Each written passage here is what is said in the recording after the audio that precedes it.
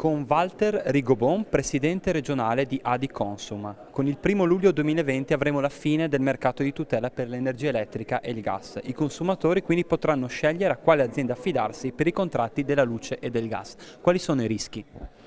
Beh, intanto bisogna vedere se sarà esattamente così, perché ci stiamo mettendo tutto per fare in modo che o ci sia un rinvio che non sarebbe il primo, ma soprattutto perché l'avere il mercato tutelato è il benchmarking per fare in modo che ci siano dei riferimenti certi per le famiglie in povertà energetica.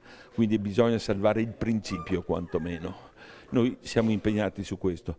I rischi li conosciamo tutti, sono quelli che c'è l'assalto alla diligenza in questo periodo, 1500 sono le aziende che vendono elettricità e gas in Italia e quindi sono assatanati per portarsi via una torta che vale 17 milioni di famiglie.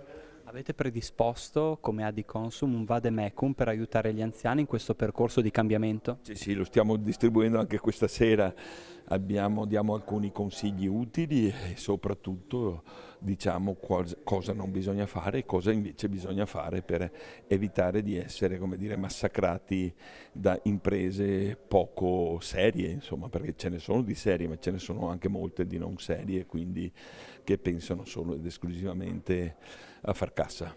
Fra gli svariati consigli, qual è uno, se dovesse scegliere, da dire ai nostri lettori più anziani? Il consiglio più semplice è: scegliete un'impresa che abbia sportelli nelle vicinanze della propria residenza. Questo è il primo consiglio che diamo, che è quello più utile sostanzialmente, non è l'unico. Poi non bisogna solo guardare il prezzo, ma c'è un problema anche di qualità del servizio. Cioè, non è una cosa di poco conto, ma troppo spesso sottovalutata, insomma. Però le persone non conoscono nemmeno quanto pagano un kilowattora o un metro cubo di gas o un metro cubo di acqua, quindi noi partiamo da zero praticamente.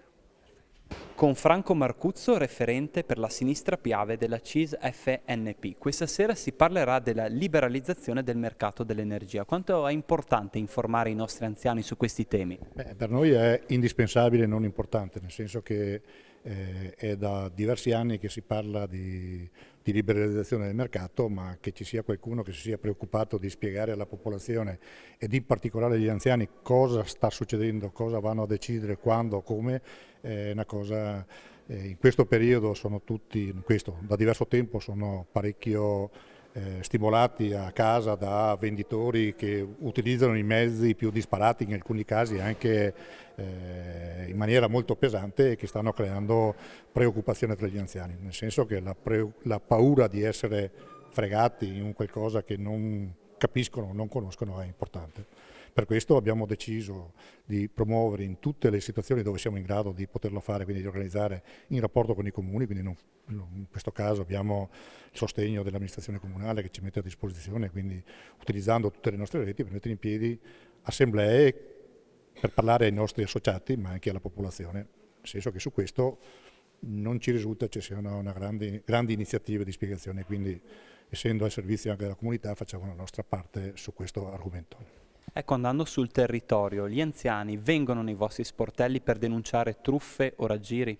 Sì, dai nostri sportelli passano, in alcuni casi sottoscrivono, in altri hanno imparato ad attendere, ma chi sottoscrive viene a chiederci se hanno preso una fregatura o meno, e sono preoccupazioni forti perché molto spesso i modi sono molto invasivi e quindi al limite anche della decenza in alcuni casi.